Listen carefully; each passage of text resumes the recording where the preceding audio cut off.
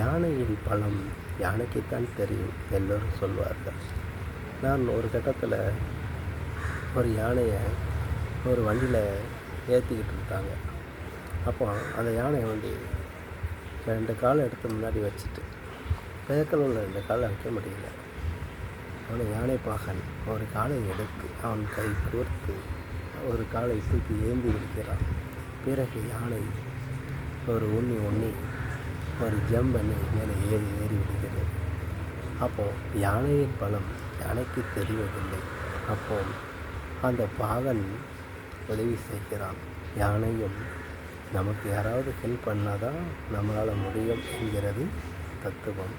ஆனால் இதே போன்று உங்களுடைய குழந்தைகளை நல்ல விதமாக அரவணைச்சி படிக்க வைங்க, ஊக்குவிங்க. அப்போ தான் இந்த நாடு நல்லாயிருக்கும், உங்கள் குழந்தைகளும் நல்லா இருப்பாங்க. ஒரு ஊக்குவிப்பதற்கு இன்றைக்கி அதிக பேர் இல்லை நாட்டில். அதனால் அரவணைச்சி ஊக்குவிங்க என்று சொல்லிக்கொண்டு இந்த விழிப்புணர்வு காணொலி மூலமாக முன்வைக்கிறேன்.